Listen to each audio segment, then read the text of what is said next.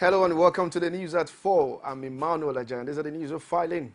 Others are 14 people have been killed and 47 injured in another blast in the Maturo, Yobe State capital. Public Relations Officer of the police in Yobe, Tony Badegashin, confirms that a female suicide bomber detonates the bomb at the entrance of the Sunday market in Damaturu. 47 wounded victims are currently receiving treatment at a state specialist hospital. Our Vice President Yemion Shibaja has described the federal government financial bailout to states unable to pay workers' salaries as financial creativity made possible by the compassion and leadership quality exhibited by the President Muhammadu Buhari. Shibaja, who spoke in Abuja on Saturday, said given the financial circumstances of the affected state and the plight of the workers, it is essential that a listening and sensitive government intervene in a way the President did. He stated that the federal government under President Muhammadu Buhari directed that money should be released regarding the situation of the state in Niger. The Vice President also called on Nigerians to be vigilant in order not to fall into dangerous plot of Boko Haram. He also used the opportunity to clarify his recent statement on the plan by the insurgents to hit their plans using scavengers. Some ex-loyalists of the former minority leader Femi Gbajabiamila and members of the All Progressive Congress loyalist group on Saturday declared support for Speaker House of Representatives Yakubu Dogara. The Speaker claimed that they had realized it was better to place the interests of the country ahead of all their considerations to accept the position of the principal officers of the House as proposed by Dogara. Gbajabiamila, who is believed to have the backing of the loyalist group, had for long insisted that the office of majority leader must be zoned to the southwest and be held by him. It could be recalled that the APC leadership in June 23rd letter to Dogara had recommended the zone of the majority leader to southwest, deputy leader to northwest, chief whip to northeast, and deputy whip to south-south. However, the speaker opposed to it, citing allegation violation of federal character principle. Instead, proposed to zone the majority leader to the northwest. The Nigerian police force concluded their probe into the forgery of Senate standing order and giving a copy of the report to the President Muhammadu Buhari. The police report confirmed that Senate standing rule used to inaugurate the 8th Assembly were forged. In a report, the police recommended the prosecution of those found culpable of forging the orders which had been used in the controversial election of the Senate President, Senator Bukola Saraki, and his Deputy Senator Iko Ekweremadu on June the 9th, 2015. The report was said to have indicted the management of the National Assembly, especially the club Salisu Mekasua, and recommended the prosecution of the suspect. Acting on the petition by Senator Suleiman Unkuyi, All Progressive Congress, Kaduna State, the police had on July the 6th quizzed Ekweremadu and Mekasua over the alleged forgery of standing orders. The petition alleged that some parts of the 2015 Senate orders were different from the one ratified by the 6th Senate in 2010, which was used by the 7th Senate as the standing order in 2011. A former vice chairman and member board of trustee of the Arewa Consultative Forum, Senator Joseph Waku, has accused the national leader of the All Progressive Congress, Bola Tinubu, of allegedly masterminding the petition that was charged to the wife of the Senate's President, Tony Saraki, to be invited by the Economic and Financial Crimes Commission. According to him, the decision was followed by a promise to help secure a second term for the EFCC chairman, Ibrahim Lamode. But Tinubu said Waku was just not to be taken seriously as was broke and needed a quick fix. Waku, a leader of the APC, in a statement sent to journalists in Abuja on Saturday, described a situation where Tinubu will be allegedly using his personal relationship with the EFCC chairman to embarrass, torment fellow party members as unfortunate. Waku, in a statement, claimed that the findings showed that Tinubu personally gave the petition to Lamode under his guise that he was submitting it on behalf of APC leadership to punish Saraki for working against party leadership on the choice of the National Assembly leaders. Meanwhile, former Chief of Naval Staff Usman Jubre insists that there is no way he could have been sacked after 35 years in service. He said this in reaction to media reports which went viral on social media that the immediate past service chiefs were sacked. Jubre urged that the service chiefs were only changed and not sacked as widely reported. The former Naval Chief clarified this before handing over to his successor. But before I say a normal thing, I have an advice for the press. A service chief that has put in meritorious 35 years cannot be sacked and cannot be relieved. It can only be changed. So the word is changed. A service chief has been changed, not sacked. After 35 years, I cannot be sacked. So on this note, I say fair winds and onward together. Gentlemen, I'm happy. You're still watching CoreTV News at 4. We'll take a quick break and we're back with more stories. Do join us again. Some pundits believe that as long as the political system is driven by selected few, corruption may be difficult to fight. You should be careful about what you say. I am not the only politician. Even if I'm wrong, if I've wronged anyone, it's time to forgive me. Please Arena every Sunday at 9:15 p.m.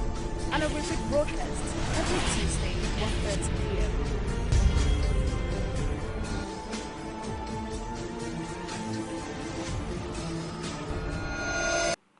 Welcome back. For more news and other stories, do visit our social media platform at facebook.com/CoreTV News and our Twitter at CoreTV News NG.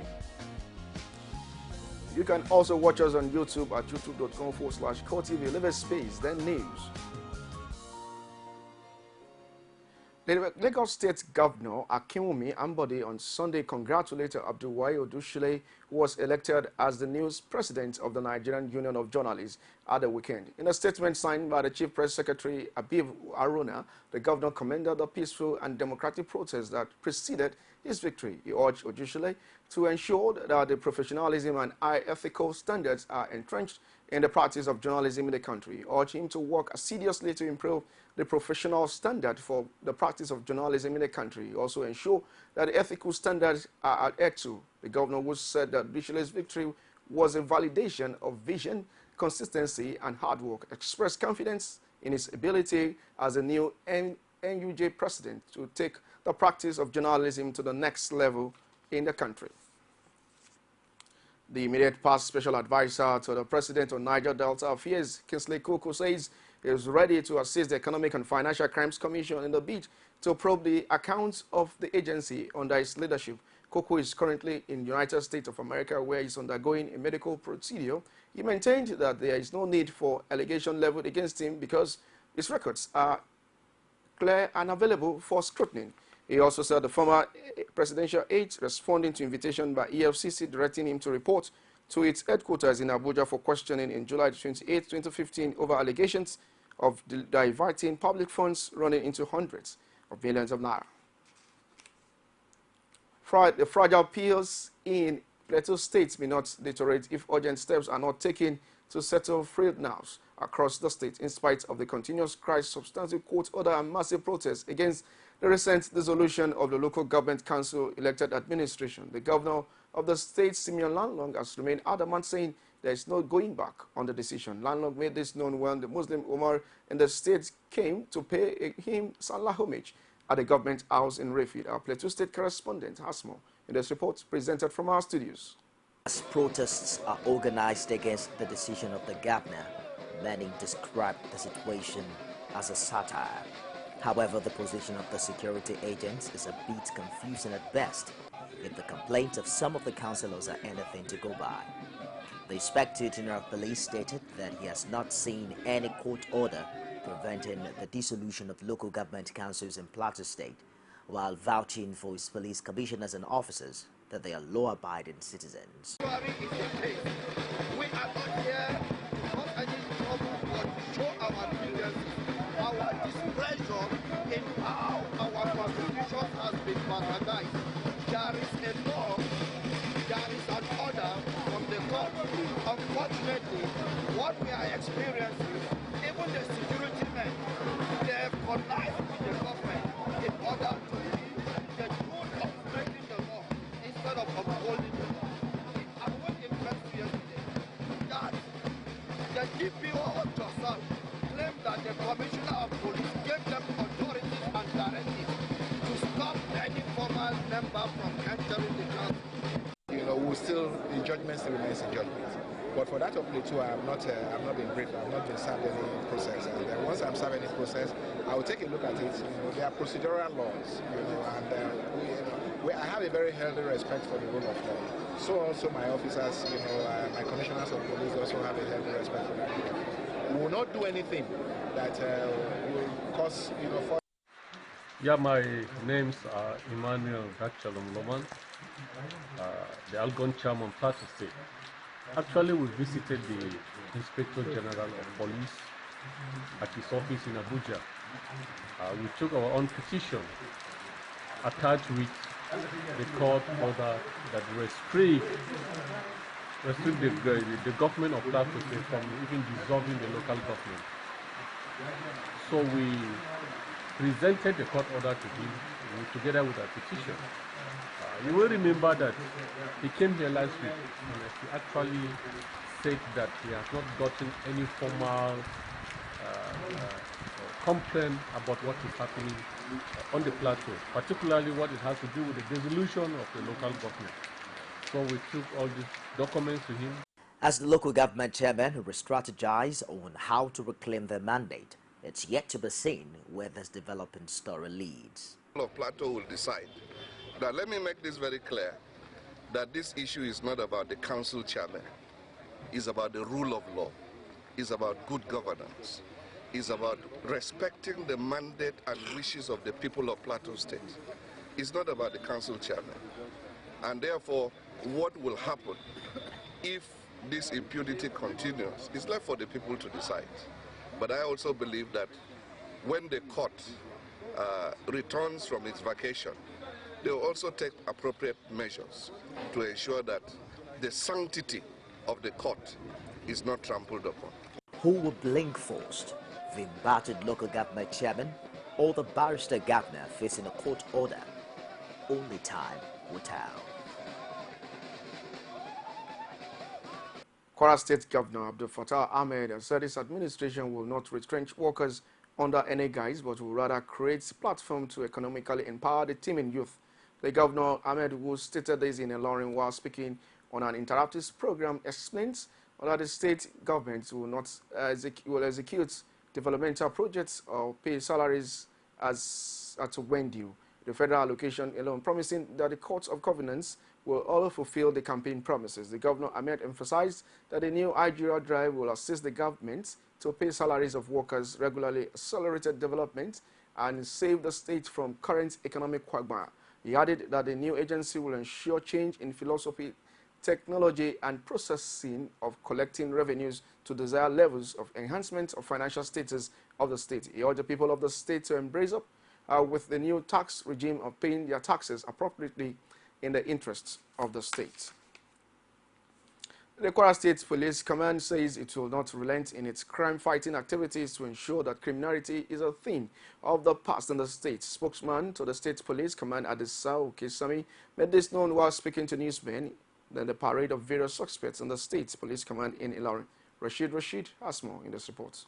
While briefing journalists on the activities of the State Police Command, spokesperson Ajayi Okesami says the police is battle ready to ensure that it continues to rid the state of all sorts of vices and criminal activities. Going further, Okesami disclosed that the State Police Command made a big breakthrough in catching an Ilorin-based automobile dealer hanging around banks to monitor customers and trace them to their destination for robbery operations. Their own specialty is to hang around banks, to monitor people that come to the bank to withdraw money. They trade such people to wherever they can attack the person. But luck, however, ran out of them when they went to Diamond Bank, very close to GTB in Tanke, where one Omotayo Tola Alabi, went to do some transaction and withdrew the sum of 650,000 naira. After withdrawing the money, he kept it in the boot of his car and drove straight to the University of Ilorin to see one of his friends, one name withheld. And not up to 15 minutes, he came out and discovered that the glass door of his car had been damaged, and the money he kept in the boot of the car has disappeared. And in his reaction to the allegation, Onafu Abiodun, who is the one in question, says he is innocent of the crime. One huge man just came around and ajarred the door beside me. And I stood up and said, "Who are you? What do you want?" Before anything, the policemen surrounded us and were taken to the state CID of the headquarters and SARS. Till now, I can't even explain because they didn't take any statement from us. We didn't defend anything. We don't even know until when we saw this bill they gave us to handle. You're now saying what you have been accused of, you don't really know anything about it? I don't do it. I don't do it. At all. I've never been arrested by anybody.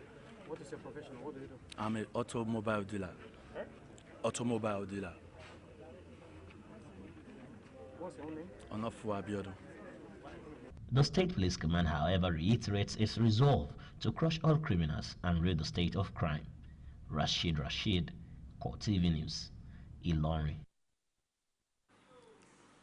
The Joint Task Force in Niger Delta Operation Polo Sheet says it has arrested 5 suspected sea pirates and 2 pipeline vandals in Bayelsa and Delta State, respectively.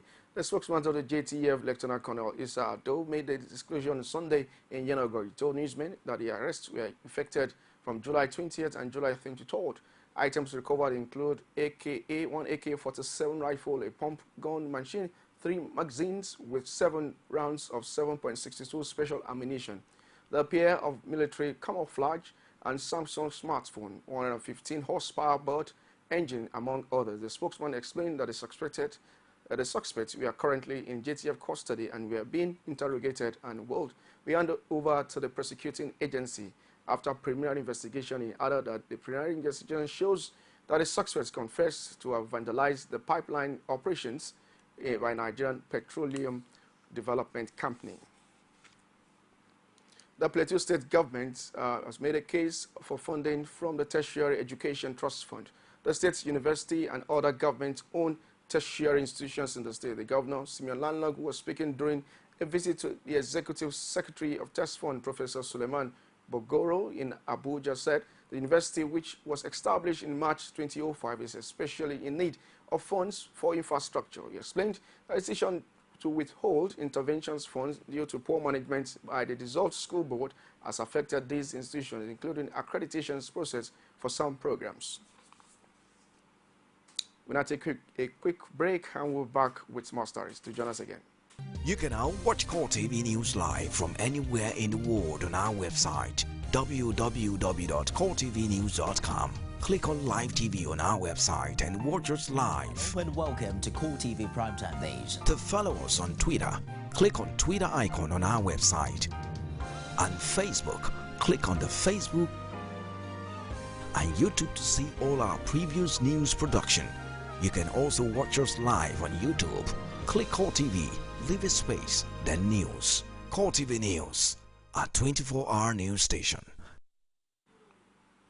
The president of the Nigerian Union in South Africa, Ikechukwu Aneye, says the body is determined to protect the interests and welfare of Nigerians in the country. Aneye told journalists in Pretoria, South Africa, that the union had implemented some key programs aimed at uniting and protecting Nigerians in South Africa. He said the body was particularly interested in ensuring the unity of Nigerians in various provinces of South Africa to enable them to speak with one voice. The present executive of the Nigerian Union has opened new offices in some wards in provinces. The idea is to carry out people along to ensure that decisions and issues concerning Nigerians get to them at the world level. According to Aneye, Nigerians in South Africa now have one identity card with both data of the country's passports embedded on it, while the monthly publications will contain stories about Nigerians. In addition to all this, the permanent secretariat, where Nigerians can easily access information about their welfare and policies or issues affecting them, has been opened. He advised members of the union who lost in the elections to continue to contribute their quotas to the improvements of the state. The U.S. and Kenyan presidents have differed sharply on their position on gay rights at the news conference on the first day of Barack Obama's visit to Africa. While Obama spoke strongly against the discrimination, Uhuru Kenyatta said Kenya did not share the same value. Kenyatta described the question of gay rights as really a non-issue in Kenya, saying that the country needed to concentrate on other areas where relevant to the people. If you look at the history of countries around the world, when you start treating people differently, not because of any harm they're doing anybody, but because they're different, that's the path whereby freedoms begin to erode and bad things happen. If somebody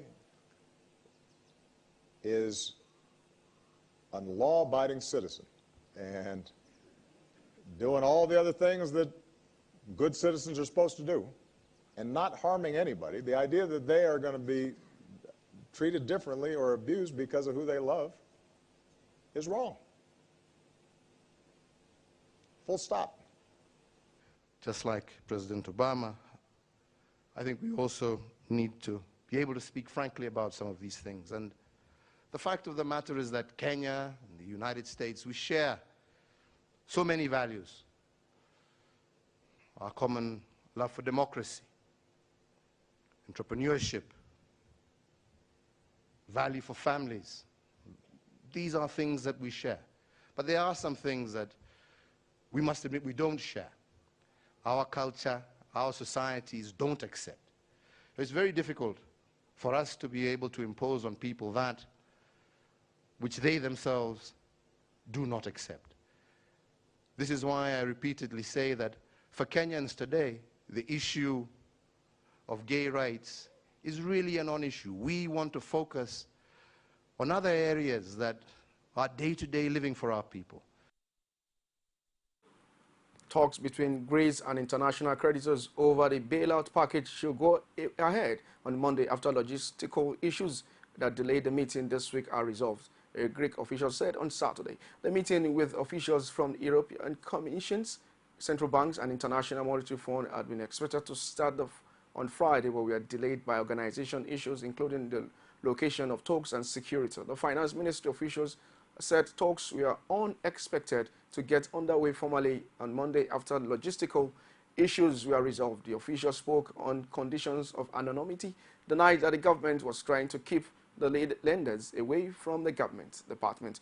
The Greeks have been viewed inspections visited the lenders in Athens as a violation of country's sovereignty, and 6 months of acrimonious negotiation with EU partners took place in Brazzaville at the government's request. The confusion around is expected to talks on Friday underline the challenges ahead. The negotiations were to be wrapped in time by the bailouts worth up to 86 billion euros to approve the parliament. Turkish officials have confirmed a car bomb attack on military convoy in southeastern Turkey had killed 2 soldiers and injured 4 others. The explosion late Saturday happened in the town of Liz in the Kabir. The attack came after Turkey's bombed Kurdish separatist camp in North Iraq, the first such strikes since the peace began in 2012. No group has claimed responsibility for the latest attack.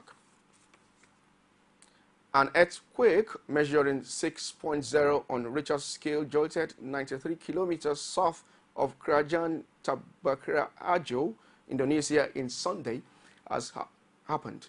The U.S. Ecological Survey said the epicenter with the depth of 59.24 kilometers was initially determined to be at 9.2469 degrees south latitude in 102.69.38 longest latitude in that particular state. And this is how we call it wrap on the news at 4. I'm Emmanuel Ajayi. Bye for now.